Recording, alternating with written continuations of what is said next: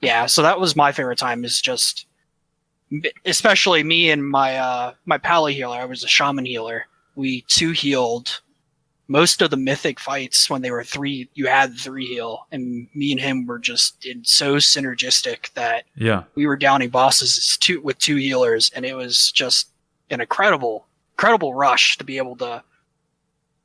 No one else can do it, but not many people are even trying to do this, and we're succeeding, and it was really, really fun and challenging at the time. So, Jaman, yeah, Jaman. I hope you like a Jaman too. Welcome, one and all, to JhamanCast. This podcast is dedicated to celebrating video games and delivering video game-centric interviews. I adore video games and love sharing that every week. Stick around, I think you'll have a good time. So this week's interview is with someone who's a friend of mine.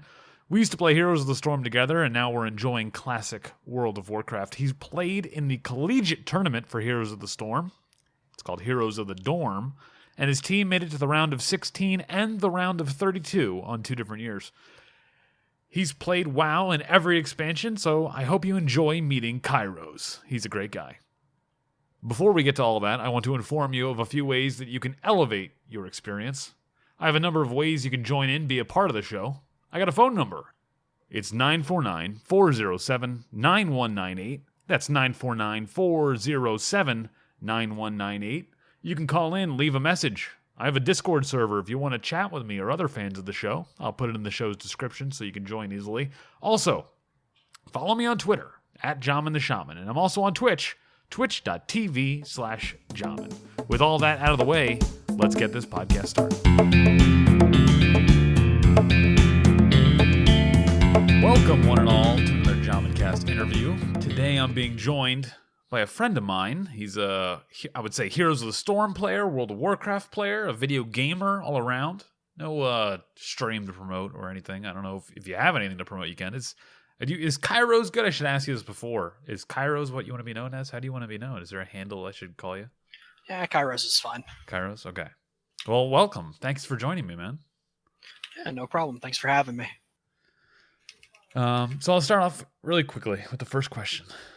What's the first game that you remember playing that left an impression on you?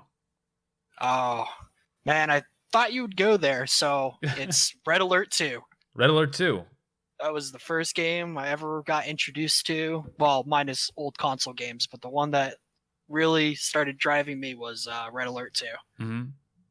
And it was a different game, very strategic, that eventually dragged me right into Warcraft 3. So yeah, it's kind of the route I've taken since then. It was Yuri and the Tesla coils and yeah, nothing like massing a bunch of German shepherds to go attack. Oh right, yeah. Base and I think I played Command & Conquer Generals after that one. Yeah, and then you got to like make a mob of terrorists to attack a base. Yeah, it was a very, very different game. Yeah, Red Alert 2 was really good, especially because, like, I guess it was obviously a cartoon of the Soviet Union, but, like, I guess it was right around the time. The Soviet Union had fallen by then, I think. I think we'd already had the Soviet Union fall. I'm terrible at history or anything. So by then, it was, like, this, like, cartoon of, like, what, like, doesn't exist anymore, so it was okay. It wasn't like this might be a reality. Like, this was, like, a joke now. Yeah, I could see that. When I played it, I had no idea. I just yeah, I guess same. I didn't have any implication of what the social impact of a game was, but like, yeah, that's what did so the it's a PC game, obviously. Did you have a PC? Did you use your family PC? At this time, it was actually I played it at a friend's house. They were They had a PC for gaming or so. Mm-hmm. Turns, watch, kind of marathon at times, and go from there. This is when I was, 10, 11. Okay. So you're at a friend's house playing Red Alert. Yeah, for a little bit. And then eventually, I think it was like a year after that, I was able to get my own computer and go from there. And eventually got my own copy of it. And then I was playing by myself, kind of. Yeah. You able to play online, right? There was online for that. I had an online. Not at the time. I was a solo player for a long time. Okay. Didn't really have the my family didn't really, I guess, splurge on an internet connection good enough to game online, Mm-hmm. especially back then when Yeah. internet was a lot different.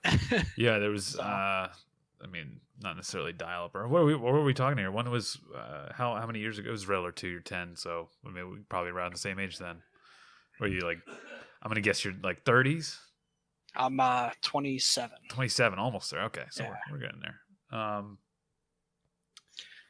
What you're game? looking back at Yeah, go ahead. 15, 16 years.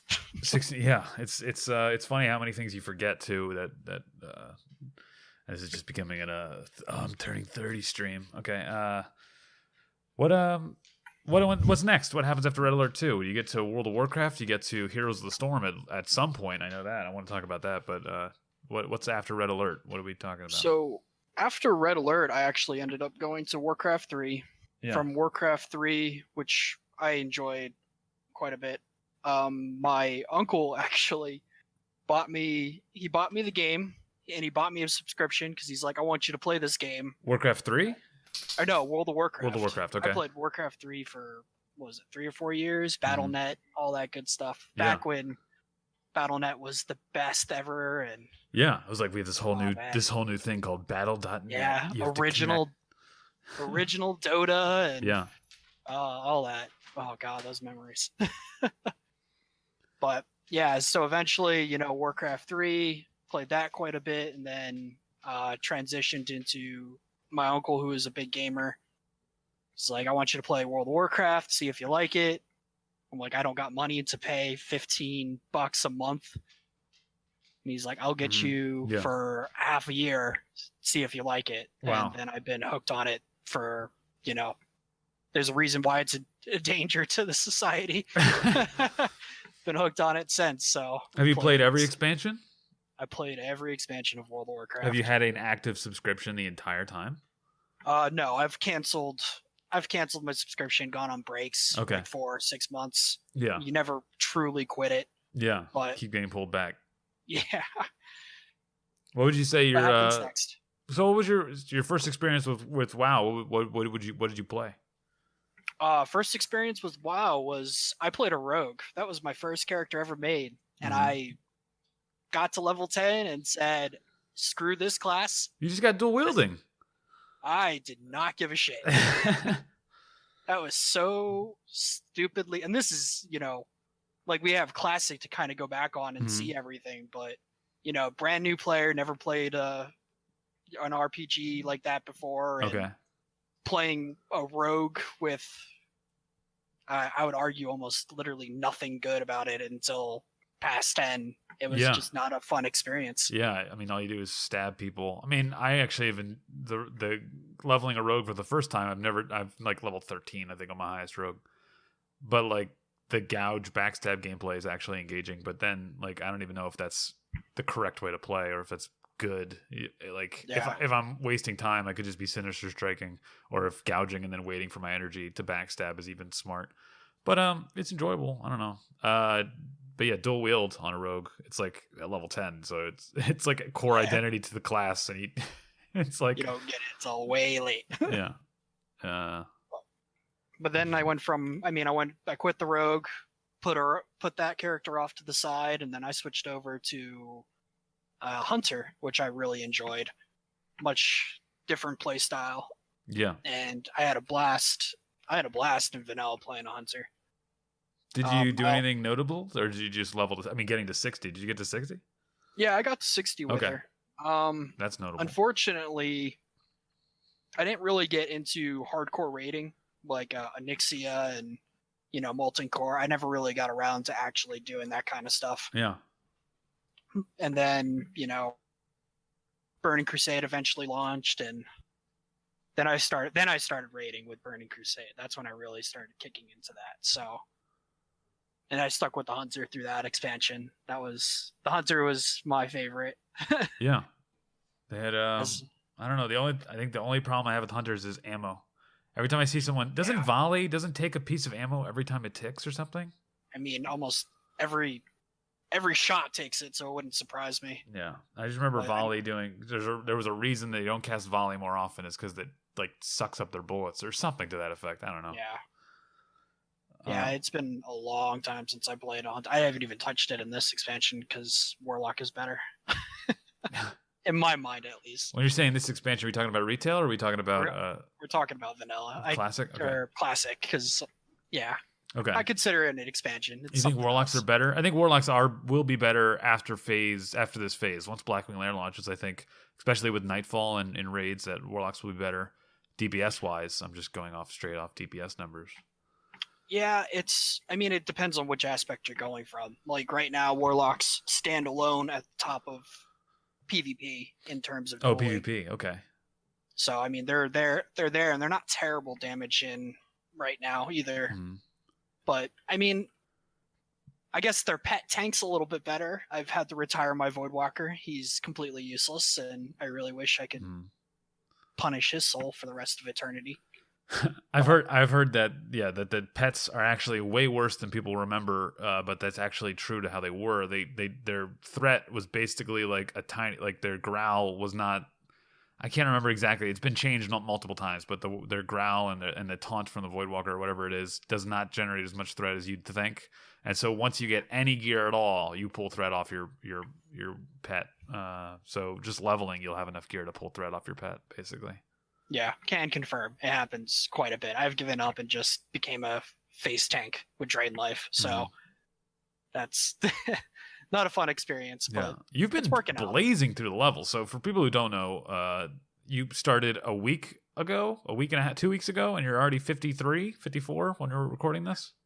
Yeah, I just hit 54, 10 minutes ago? Something like that. So, wow.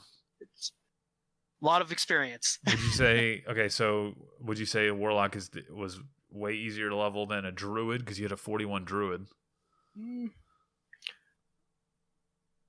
Yes, only because a Warlock can solo elite quests without too much trouble compared to what my Druid had to do. Yeah. Yeah, I think that's true. But my Shaman, I have like this gear, and I'm like, man, if only I was a hunter, I could kill this elite like by myself. Like I'd be fine.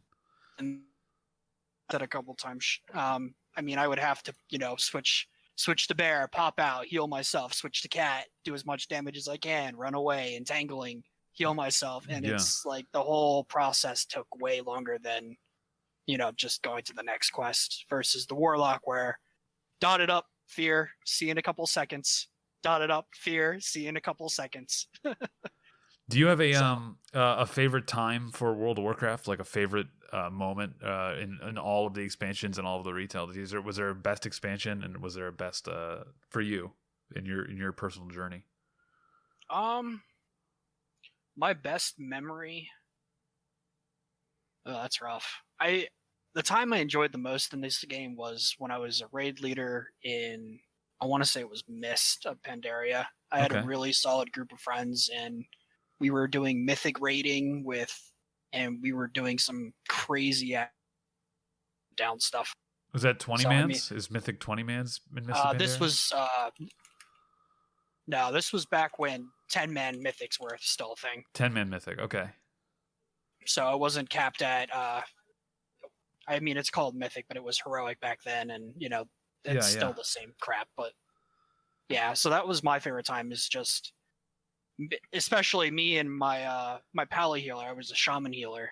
We 2-healed most of the mythic fights when they were 3. You had 3 heal, and me and him were just so synergistic that we were downing bosses with 2 healers, and it was just an incredible rush to be able to. No one else can do it, but not many people are even trying to do this, and we're succeeding, and it was really, really fun and challenging at the time. So that's awesome. So you were a shaman healer, you said? He was a paladin. Yeah. Okay. I was a shaman healer at that time. Shaman healing, man. I think it was a little bit more engaging back by Mist of Pandaria than it is in Classic. Back when I could stack MP5 and I think you had Riptide. I'm pretty sure. Yeah, Riptide. You had other abilities other than heal. Totems chain heal? were still in the game. Oh yeah, totems were, yeah. I think Mist of Pandaria was the one expansion I skipped Of all the expansions I've played, I think Mists of Pandaria was the only one I didn't actually play any of. And I've heard like really good things about it. That it was like one of the best expansions, one of like the sleeper expansions, like that. It was good, but nobody really talked about it at the time. I think it was. My opinion is that it was a good expansion once Siege of Orgrimmar came out. Okay. Raid wise, everything else seemed. The story just wasn't there to make it exciting. I mean, I know for a lot of people that might not matter. It's just about the fights, but I personally love lore and seeing the boss that you want to take down and having an interest in actually taking them down. Mm-hmm. Yeah. Yeah, I mean, like, Arthas was the ultimate boss. Yeah. Taking down Arthas was like, holy shit, we actually did something that was meaningful in the game. Like taking down Deathwing was like, okay, well, where's my loot? Let's just get out of here. Yeah, I think Deathwing had some connection for me. I never actually downed him because I quit in Cataclysm. But the one who didn't, that I think should have been like he's been built up forever. It's almost like Thanos. It's Sargeras. They built this character up forever. They were like, Broxigar has only wounded him once, like on his toe. Like he stubbed his big toe on Broxigar, and then he never and they built all this lore. You never saw him, and then he was just like in Legion, and we beat him. And I was like, oh, okay. Yeah. And then he stabbed Azeroth, and you're like, oh, shouldn't everybody be dead right now? But because that would cataclysmically destroy the world. But all right, it's fine. It just destroyed Solithus. It's fine. Yeah, it destroyed the zone no one really cares about. That's cool. But, I mean, I don't disagree with you. Sargeras was built up, and the whole story revolved around Illidan, who all of a sudden became a good guy. And yeah, I think it's safe to say that the writing definitely started slacking towards after Wrath. So that's Cataclysm. I just hated Cataclysm. You hated Cataclysm? What was the worst part? I actually liked Cataclysm, but I didn't like what it did to the game, like, if that makes sense. Like, I enjoyed playing it. I really liked some of the new quests and stuff, but I feel like it just became, I think the game was too big at that point, and they tried to bite off too much, and then they just lost control of what was beautiful about the game.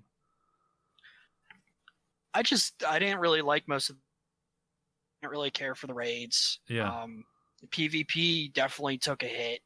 Okay. There was a lot of abilities that were neutered or nerfed, and it was just not a fun time.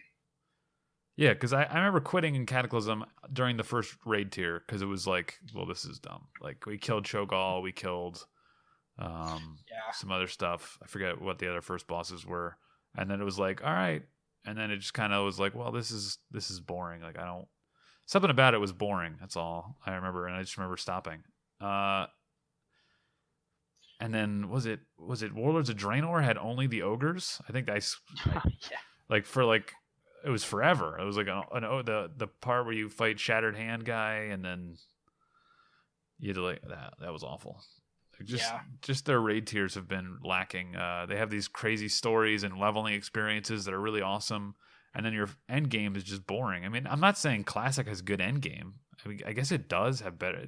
I'm more engaged in Molten Core than I ever was in Cataclysm, in Cho'Gall, and Cho'Gall, I was pretty engaged there when we were fighting him. But the definitely Warlords of Draenor, where I was like, I don't care about any of this or any of the gear that drops. Oh. Yeah, I mean, that's a lot of debate. I've seen a lot of debate across which one is better, Classic or Retail, and it's really up, in my mind, it's just up to preference. I feel like Classic is more rewarding when you actually accomplish it, because it's harder to do. Quests are not easy. Getting stuff is not easy. Everything is you struggle with almost everything. And there's finality to it as well, where you can actually complete your gear. I feel like in Retail, it's like, well, I have the best in the gear in the game, but now I'm going to go farm the exact same item I have and hope that it gets a gem slot on it, or Titan Forges, or like, which I assume is, I heard Titan Forges is gone now. Something's going on with it, with their new patch. But I mean, but on the other side of it, I mean, if you enjoy Mythic, if you enjoy doing things on a harder difficulty, like really harder difficulty, the PvP, or not PvP, sorry, the complexity that is raiding, the mechanics That's that you true. have to look at, the difficulty that it can go up to, and the added abilities, the Mythic Plus writing or dungeon running, that's all way more complicated than what you can find in Classic. So, dealer's choice, I guess. I just don't understand the argument. For me, I like both. Yeah, the Mythic 5-mans were actually really fun when you had a good group of people and then like trying to max out your stuff. But it's not fun to just like pug it and like go, oh, let me get my plus 10 out of the way for the week. Like, right. And again, I guess it just comes down to playing with friends. Like the same reason Alterac Valley is such a chore is because you have to play alone. It's not fun, even though it would be a total blast to have one other person there that you know. I totally agree with you. So most of my favorite PvP stories are having some friend with me either watch me die or help me or help me kill other people. It all depends on where it is, but it's always fun. It's always fun doing things with other people. One of the things that I'm struggling is I've always been a solo player in these games. I always enjoy doing my own thing, and with retail you get, and even Classic for some aspect, you can play by yourself and be fine. But when you want better gear and stuff, you got a group. Yep. And retail, it's all about pugging, which I hate. Talking to random people who are just there for, I guess, the game. Mm-hmm. You're good for the gear. They've probably already done the experience. Same thing with looking for raid, where you're just like, what is happening here? Like, looking for raid was the worst addition in my mind to this game ever. Yeah. Screw you, Blizzard, for putting that shit in. I just hate. I think a difficulty slider at all is what I don't like about retail. Having multiple versions of the same content. I know it helps the developers for developing content. Like they don't have to develop 10 different instances now because they can do one instance and people can run it over and over, and it helps them with their workflow.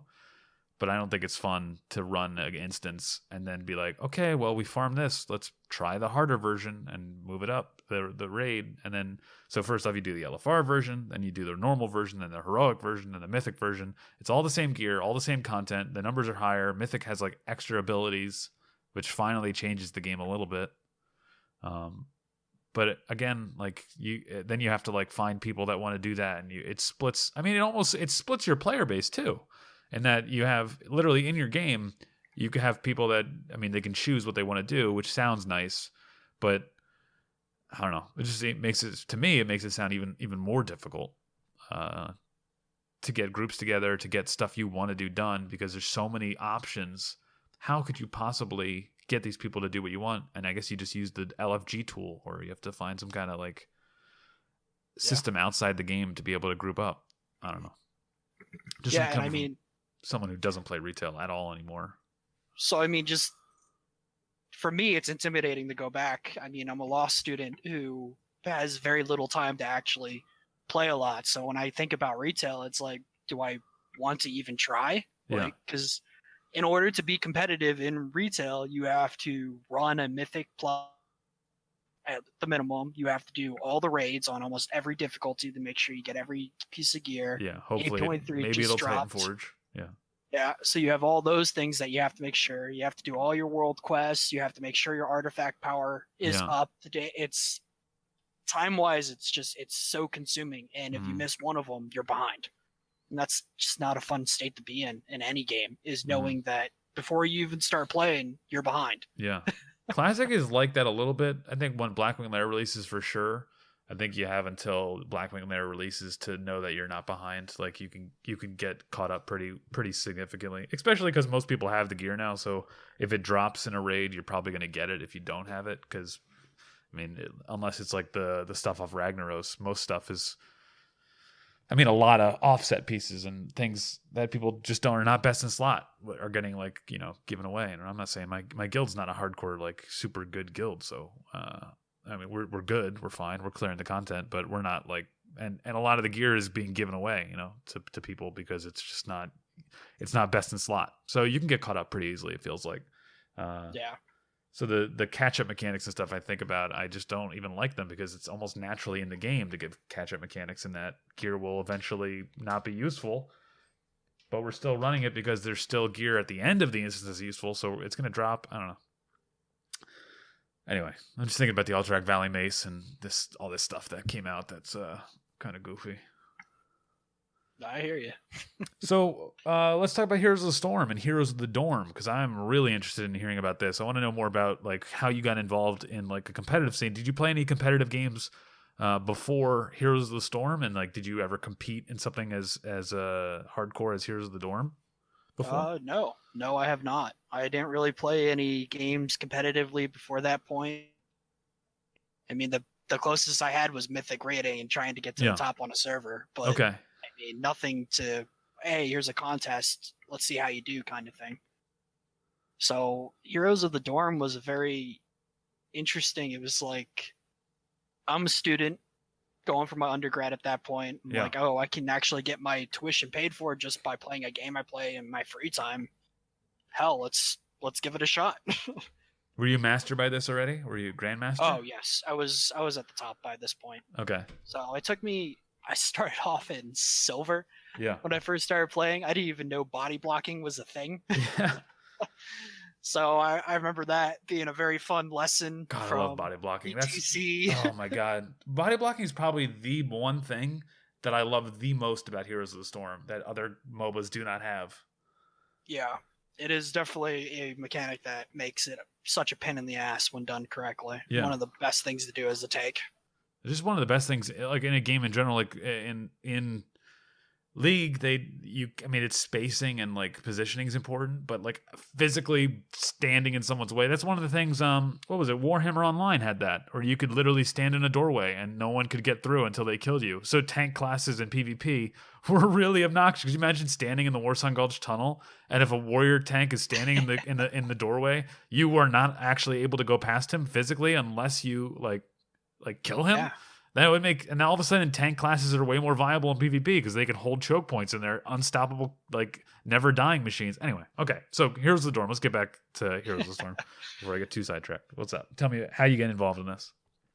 So I mean, I was playing pretty regularly for, just Heroes of the Storm. I was trying to get up to the ladder because this was back before the game died. Yep.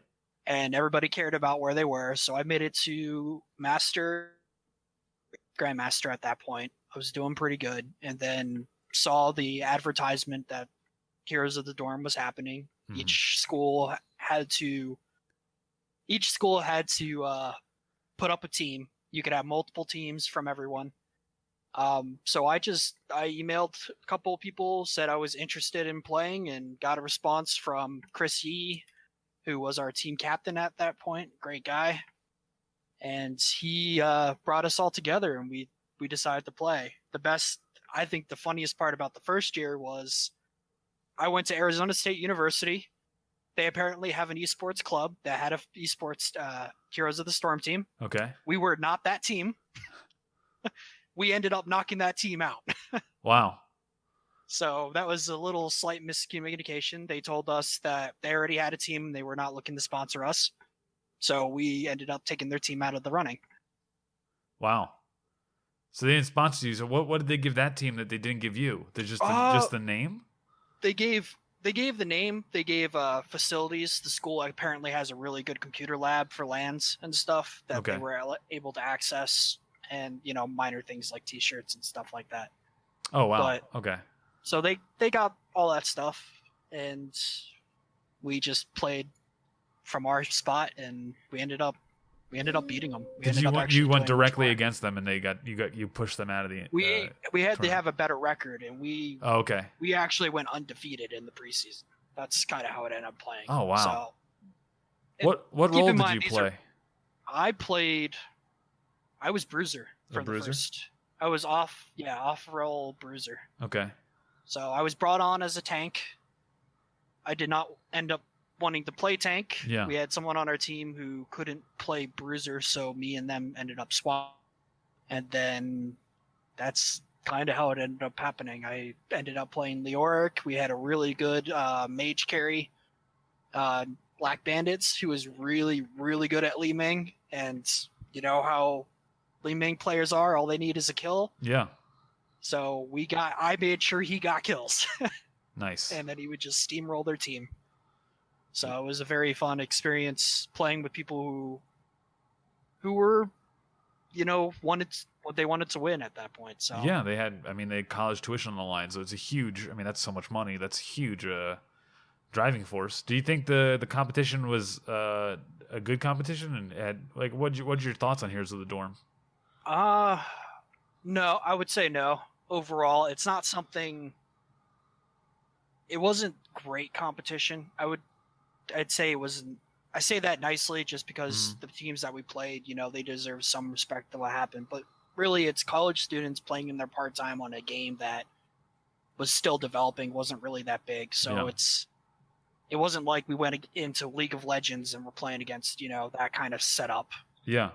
It wasn't until we hit the round of 32 where we started to really start meeting really good players, other grandmasters in the game at that point. Okay. And we ended up winning that first round. We ended up winning, but we ended up losing the next one after that to I believe it was some California school. So you made it through the round of 32 the first year, and then the second year you made it through the round of 16. You said, right?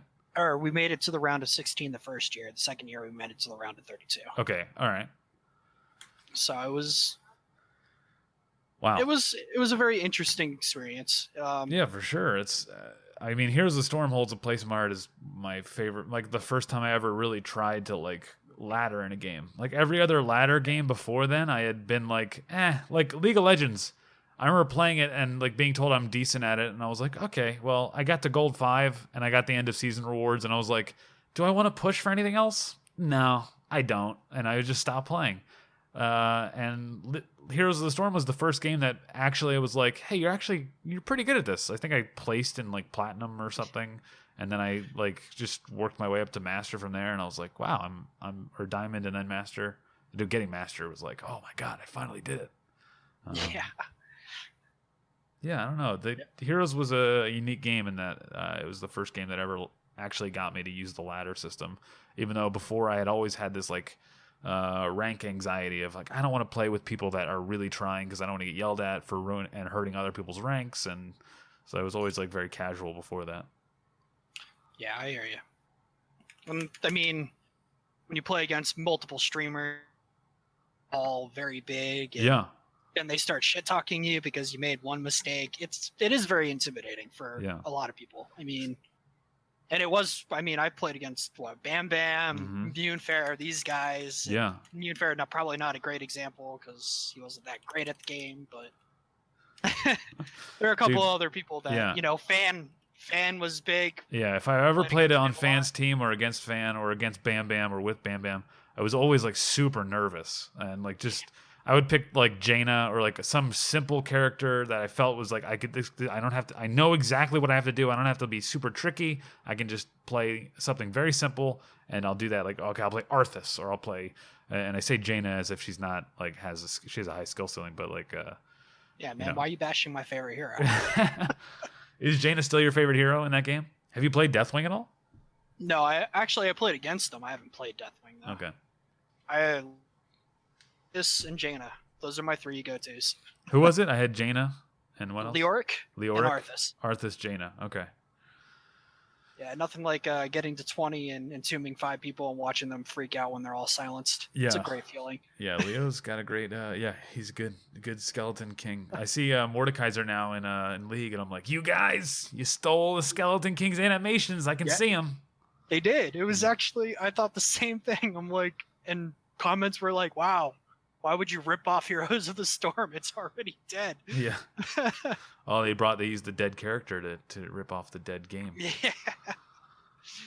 But it was, I've seen it. I played as the new Mordekaiser in League 2. I played a little bit there as well, and it's I'm kind of glad I'm not playing League anymore.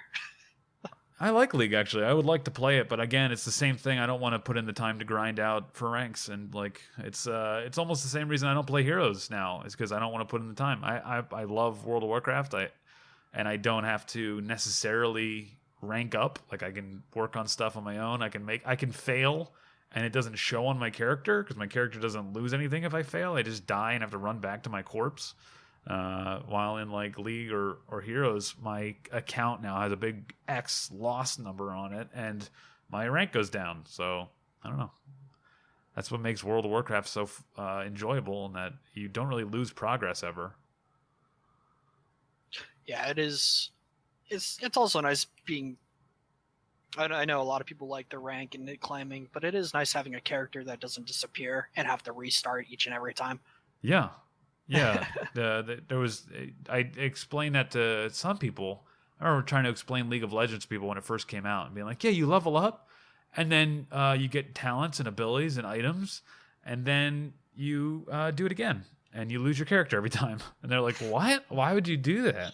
Because I remember I was talking to people that played World of Warcraft, and they were like, "Wait, why would you level up and then get items and then have to?" Well, the games only last 30 minutes to 2 hours. Yeah, it was different.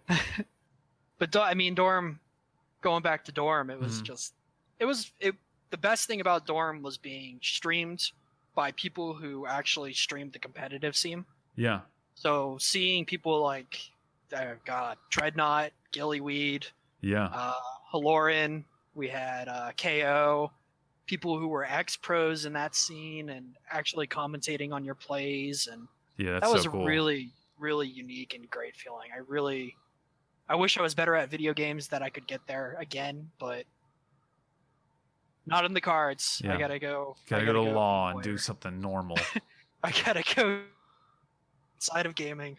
Life sucks. Yeah. What how many days was Heroes of the Dorm, and like how much would you say time was put into it? Heroes of the Dorm was quite a bit of time. It was 4 months, I believe, 4 or 5 months that they had it running preseason, and then the actual season, and then they had the finals. So I would say it was a good. Did you have to travel anywhere, or did you do it all from your home computer? We did it. I did it from my own home computer. If you made it to the top 8, I believe it was, you actually got to travel to wherever their where the their finals facility were. was. Okay. Yeah, we were 1 win away from it. Wow. It sucked so much. And that must have been heartbreaking. What was your feeling after that loss? I had a lot of feelings going through. I'm gonna harp on it a little bit just because I need to get it out. But go ahead. The day of one specific hero that we invested in, and its name was Zarya. Okay. So, and she's a shielding hero. She was brand new. Our team was really good at Zarya. It was our number 1 pick. We had 100% win rate on it out of 11 games. We were undefeated with that character. Yeah. The day of the round of 16 that we had to play against, I want to say it was Cal Poly. The TESPA, the people who ran the tournament, actually banned Zarya from the game. There was a bug with her that was causing the game to crash, and we were not allowed to play her that morning. And we got it 2 hours before our match started. Oh, wow. Were the other teams banning Zarya against you? No team banned it because they didn't think it was a threat. The problem with we had 1 ban, 2 bans at that point. Oh yeah. I didn't even think about that. Our strategy Did we even have bans? I don't even remember. Yeah. The strategy was that we were going to have them ban it from us because they're not going to give it to us. So we were going to have them ban it. Well, unfortunately, TESPA did that for them, and they banned another hero that was really popular for us that they wouldn't have been able to ban at that time. Yeah. So you were to get one or the other, basically. They were still the better. Yeah. Don't get me wrong. They were still the better team. They won fair and square. They destroyed us. It's fine. But it just really sucked that when we had our final match, that for some reason, right before the match, like they got an extra you can't ban. use your best. Yeah. Yeah. You can't use your best hero. Gotcha. So after that loss, no one really wanted to talk to each other. We all were happy that we got as far as we did, but we were all pretty bummed out and didn't really want to associate with the game for a little bit. So, and then we came back next year and we. You came back next year and what happened? We came back next year and did it all again. So that was the first week. Same team, same players. We had 1 or 2 changes, but it was still me, Chrissy, and Did you get to be the official team for your yeah, they backed us this time. Last time they backed And you. this- Okay. And they, for some reason, they added a rule that only one team from a school can go to. So they actually ended up disqualifying other people for some reason. Oh, that sucks. Yeah. But I don't have a lot of nice things to say about TESPA, so we're gonna avoid that. Okay. What is TESPA? Where are they based in? Are they a U.S. company? Yeah, they're a U.S. company. They're Okay. I don't know where they're based, but they run it's like collegiate esports for a lot of different games. Okay. So Wow. I can't even imagine. Yeah. I don't know anything about them really, other than I've heard their name a bunch of times. And I got to imagine that's a really weird space to try to get into years ago that they were doing, and they did it. They got it into it somehow. They did make opportunities possible for a lot of people. That is something that they did do. So, but yeah, I mean, not so much. It's not so great anymore since Heroes went down, but it will always be a game I enjoyed. Yeah. Hopefully, I was heartbroken to hear that HGC, how Blizzard treated the HGC players and all that, and then watching it die that very day. Yeah. Well, Yeah, I had what's his name? Casanova on 2 weeks ago, and Yeah. he read his letter that he got from Blizzard and everything that happened with that. And it's crazy. Yeah, poor Casanova's a great guy. The fact that and not just him, but a lot of the pros they're good people. And the fact over royally by Blizzard was a huge, Yeah. it was just a really fucked up thing. Mhm. Sorry. No, I hear you. And also, I mean, it's almost like, and I don't mean to hate on Blizzard forever, but I have been feeling all that hate building and bubbling underneath that you keep questioning what's going on. And then they do something that seems good, and then like they're releasing Classic, it's like, wow, Blizzard's back. And then you're like, wait a minute, something's wrong. Something's going on. Like right now, I'm seeing a bunch of people screaming and crying about 8.3 releasing on retail and saying, looks like all those cuts from the quality assurance department and the cuts from the community team really are not helping right now when there's all these bugs and all these things, and Blizzard doesn't seem to be able to keep up with that. So I don't know if this is true or if it's just today's big headline that's trying to grab viewers and trying to grab people to listen. But right now, the internet doesn't seem happy with Blizzard again. They're back in the Blitzchung. Is Blitzchung's bad? Or Yeah. Blitzchung's great, and how dare Blizzard? And now no one's talking about it or cares anymore. Yeah. Yeah, it's. I mean, I hate myself because I'm back here playing the only MMO that's still relevant in my mind, Mhm. and they're the owners of it, so it really sucks. Yeah. But I mean, there's just. I hope a just new nothing MMO else comes to out. play, man. I hope there's a new MMO that comes out because there's all these ones that claim to have the spirit of WoW and enveloped in them, or we've got these developers that just love developing games, making it, but they're always missing the mark. There's always something missing. But you look back at when WoW was developed and how much money was poured into WoW at the time versus what I guess people could do now. And then also the free-to-play models and the different models of gaming. How you make money off of MMO has changed. How you make money off of games has changed because free-to-play is now like the number one way to make money on games. If you want to make money off a game, you make your game free-to-play. Right. And I don't Yeah, know. I mean, I'm hopefully by the time I'm done school that that there's another MMO, something great that will capture my attention because. Yeah, I follow a lot of people on Twitter, and they are all claiming that their MMO is so great, and it's coming out. Here's this great MMO, and you're like, okay, well, when you release it, tell me. Let's see what happens. Yeah, because how many have come and gone? How many haven't even lasted like 2 weeks before Mhm. people? I mean, that's where they're pulling from the WoW community. People don't like it, but that's kind of where you're pulling from. Yeah. And if it doesn't beat it, it just dies. Yeah, I don't mind playing another game. I love it. I just WoW has just got this feedback loop and time investment and stuff that just clicks really well.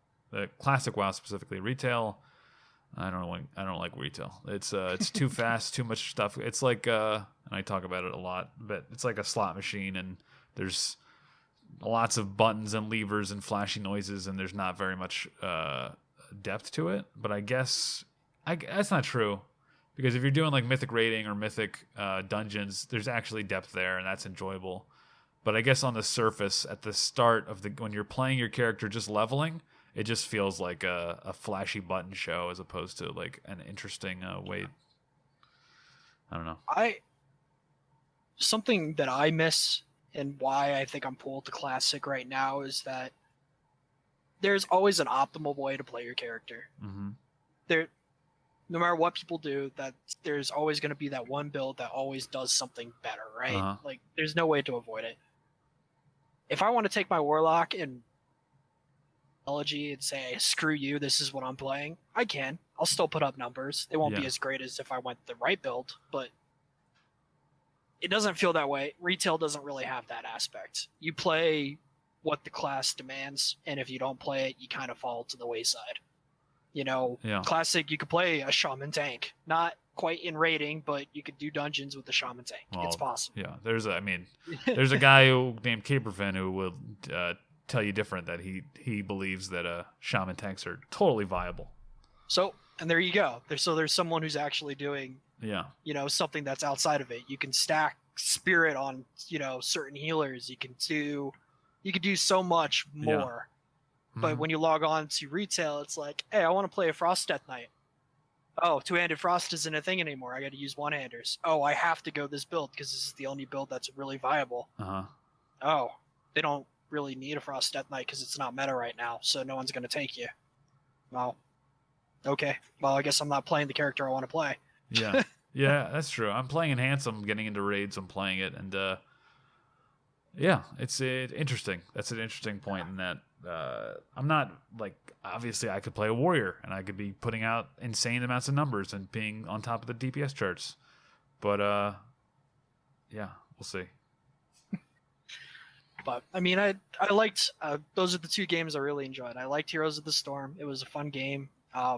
Once it lost its backing, essentially, it was over for me. A lot of the competitive players who I played with every day decided to leave, and I've heard now from people online, and I don't know how true this is, but because it's the Heroes of the Storm subreddit, so whether or not what the people you're getting there are the people that are still playing, but there's people commenting the game's better than it's ever been right now, that this is the best time to play, but of course it's not competitive anymore. It's not for the competitive player, I don't think. I mean, they just released Deathwing, who is not in any way, shape, or form built with the HGC in mind, right? So he's built completely with the identity that he's just fun to play, probably, and he's just weird, which I love because that's what got me into the game. Abathur got me into the game. Murky got me into the game. Zagara got me into the game. Not Genji. Genji did not draw me to the game. Genji actually made me leave the game for a bit. Leave the game for a bit? Yeah. This high skill cap, something you would see, Yasuo like, weird. I mean, they're completely different, but the fact that they're like just like high skill cap, dashing around. Yeah, screw Yasuo too. Yeah. And they built it with the intention of allowing people to play, show off. That they could show off their flashy plays. So Li Ming was similar, but she was like the first time, and you were like, "Oh, that's kind of cool. It's no character like that yet." And they're like, and now Genji, and now these other characters that are, because you started off with Raynor, and you're like, "Oh, well, Raynor's like you don't show off skill there. You just auto attack and you just stutter step and like knock people away." And it's very simple, very good. Like there's a baseline. Here's your baseline. Okay, got it. Now you can make characters around this baseline, like.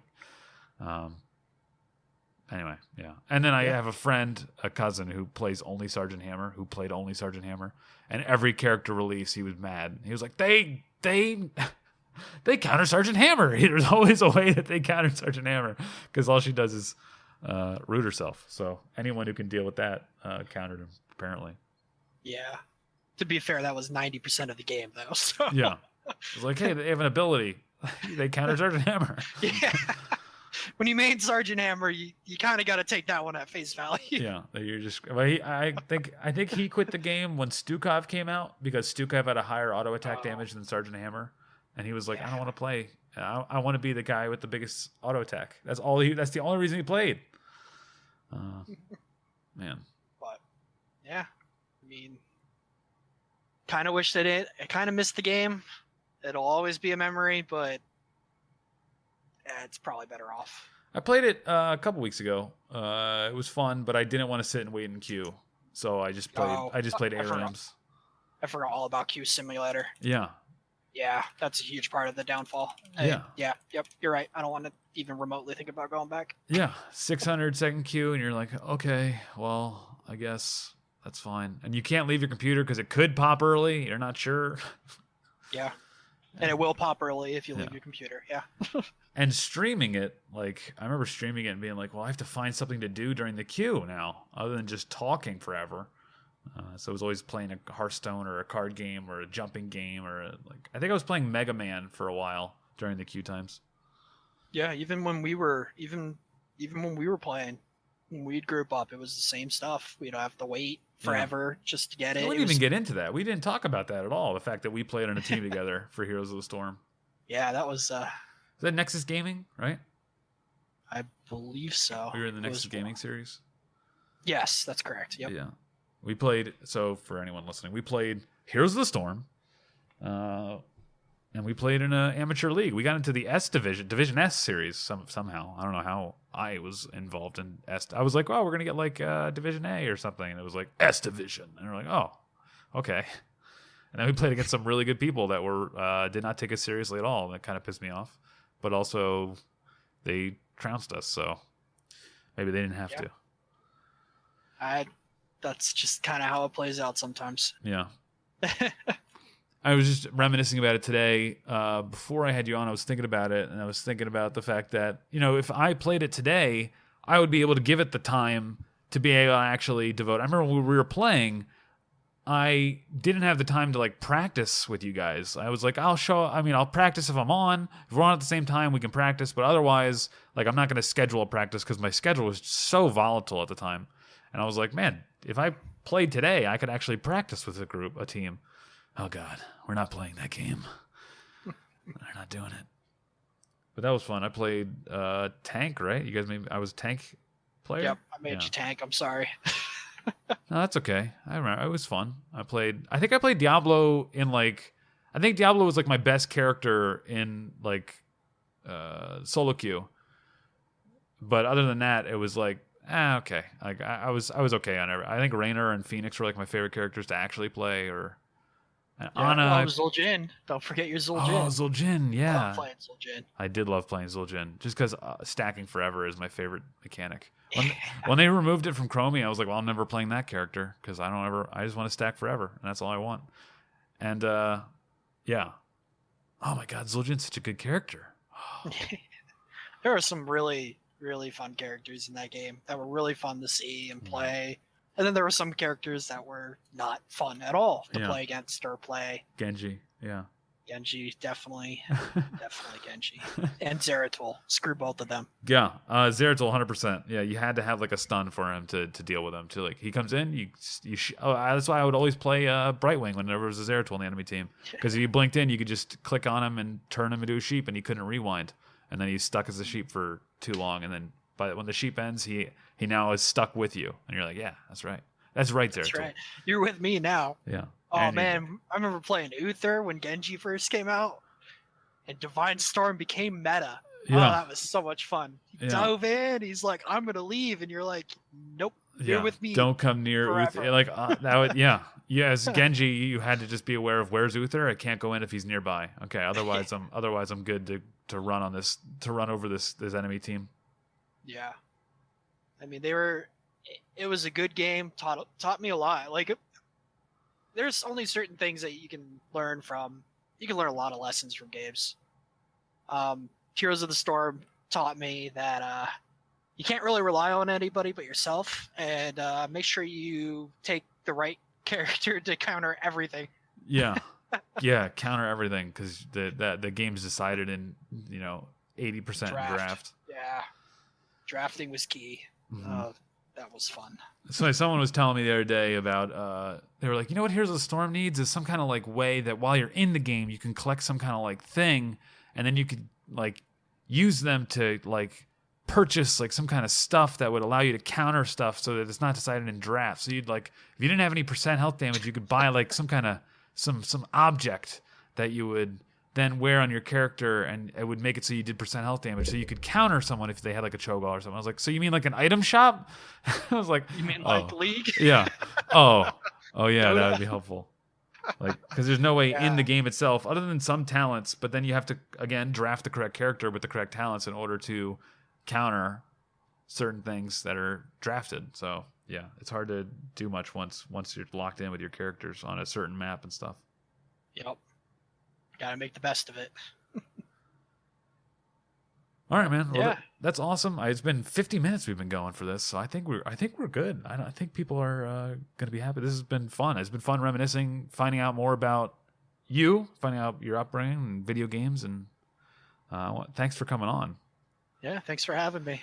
Do you have anything that you wanted to talk about or plug or mention? Because I know you're not like a content creator. You're just a stream watcher and a friend and someone I played Heroes of the Storm with. So do you have anything you wanted to talk about or say before we ended this? Not really. I mean, I'm around.